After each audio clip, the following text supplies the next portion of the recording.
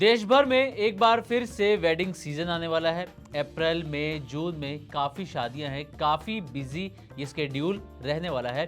ऐसे में अगर आप भी शादी के लिए सोना चांदी खरीदने जा रहे हैं या फिर सोने चांदी में निवेश करने की सोच रहे हैं तो ये खबर आपके लिए बेहद ज़रूरी है। अब ऐसा हम इसलिए कह रहे हैं क्योंकि इस वक्त दुनिया भर में जिस तरीके के हालात चल रहे हैं उसे और उसकी वजह से सोने चांदी की कीमतें जितनी तेजी से बढ़ रही हैं उसे देखते हुए कई जगह ज्वेलर्स ने नए ऑर्डर लेना ही बंद कर दिया है और कई जगह अपने ऑर्डर अब कैंसिल भी करने लगे हैं। अब ऐसे में सवाल ये नहीं है कि सोने चांदी की कीमतें इतनी तेजी बढ़ क्यों रही हैं, क्योंकि कारण हर कोई जानता है। असल सवाल यह है कि कीमतें कहीं रुकेंगी या यूं ही रॉकेट की तरह बढ़ती जाएंगी। मामला सिर्फ बढ़ती हुई कीमतों का भी नहीं है, मामला है युद्ध का, वॉर का, मामला है दुनिया की सबसे खतरनाक सप्लाई लाइन का और मामला है आपकी जेब पर पड़ने वाले सीधे सीधे असर का। ईरान, अमेरिका, इजराइल के बीच चल रही जंग से लेकर दुबई की उड़ानों, एयर स्पेस तक और सबसे अहम हार्मुज स्ट्रेट होते हुए ये आग सीधा पहुंच चुकी है भारत के सर्राफा बाजार तक।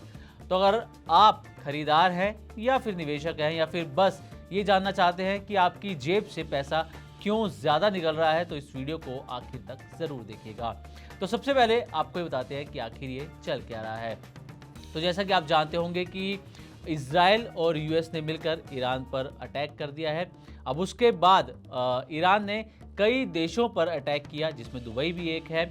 अब दुबई से लेकर एशिया के रिटेल मार्केट तक सोने की जो आवाजाही है वो रुक गई है। बाजार में बेचैनी बढ़ती हुई नजर आई है जिसके चलते कीमतें ऊपर जाने लगी हैं। अब दुनिया के सबसे बड़े गोल्ड ट्रेडिंग हब्स में से दुबई को एक माना जाता है और दुबई से अचानक फ्लाइट जो हैं वो कैंसिल होने लगी हैं। दुबई एयर स्पेस पर पाबंदियां लगी जिसकी वजह से गोल्ड की जो फिजिकल शिपमेंट है वो भी रुकती हुई नजर आई है।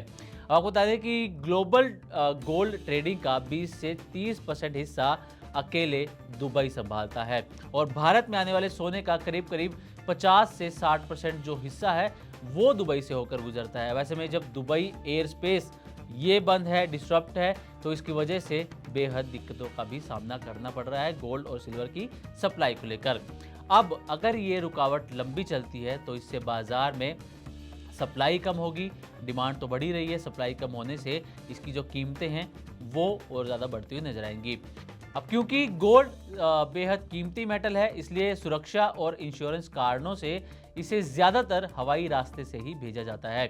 अब जैसे ही फ्लाइट्स रुकी, दुबई से सोने की फिजिकल मूवमेंट लगभग थम सी गई, जिसका असर जो है वो ग्लोबल मार्केट में भी है और भारतीय बाजारों पर खासकर देखने को मिल रहा है।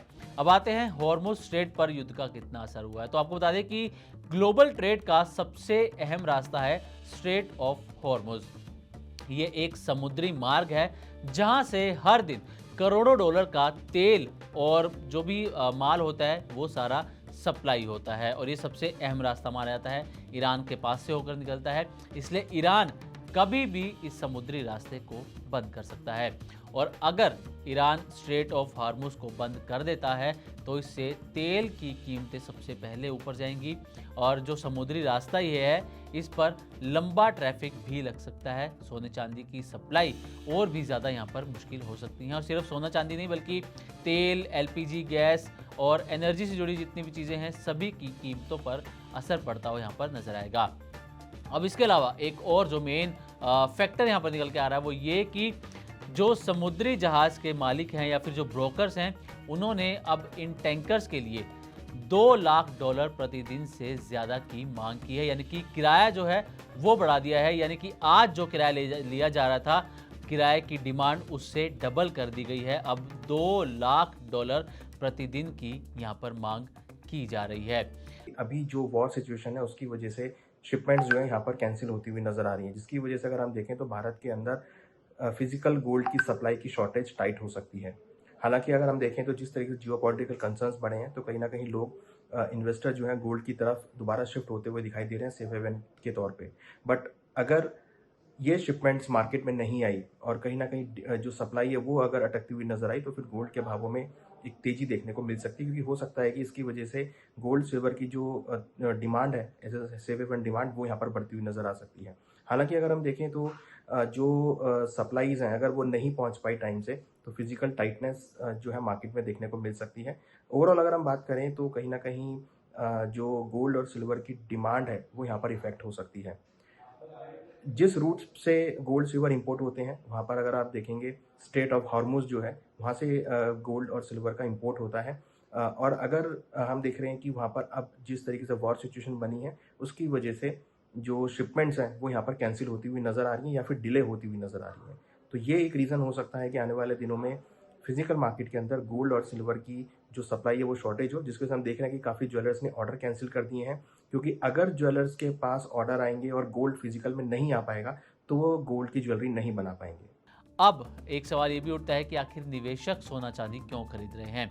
अब आप जानते होंगे कि जब भी दुनिया में अनसर्टेनिटी आती है, युद्ध या तनाव बढ़ता है, तो निवेशक डरते हैं। ऐसे समय में जो सुरक्षित निवेश होता है, सेफ हेवन जिसे कहा जाता है, वो है गोल्ड और सिल्वर। लोग और जो भी बड़े बड़े निवेश फंड होते हैं, ये दोनों इन मेटल्स को खरीदते हैं ताकि उनका पैसा सुरक्षित रहे। और यही वजह है कि जब ईरान इजराइल युद्ध तेज हुआ, सोने की कीमत हर दिन नई ऊंचाइयों को छू रही है। अब अगर ग्लोबल मार्केट में देखें तो ग्लोबल मार्केट में सोने की कीमत करीब करीब $5,357 प्रति औंस तक पहुंचती हुई नजर आई है। अब आते हैं भारतीय बाजारों पर कि भारत के बाजार पर इसका क्या असर हो रहा है। तो आपको बता दें कि जो भारत है वो सबसे ज़्यादा सोना खरीदने वाले देशों में से एक है। अब क्योंकि शादी ब्याह आ रहा है तो असर ये होगा कि शादी ब्याह में खर्च बढ़ेगा, सोने चांदी में निवेश करना और महंगा हो जाएगा। इसी के साथ अगर सप्लाई कम रही तो दाम जो है आने वाले समय में और भी बढ़ते हुए नजर आएंगे।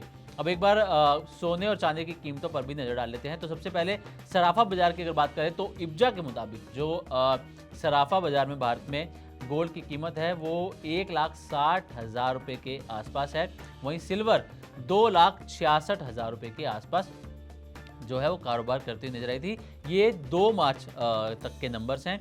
वहीं MCX की बात करें तो MCX पर जो गोल्ड है वो 1,70,000 रुपये के आसपास ट्रेड करता हुआ नजर आ रहा है और सिल्वर 2,70,000 रुपये के आसपास ट्रेड करती हुई नजर आ रही है।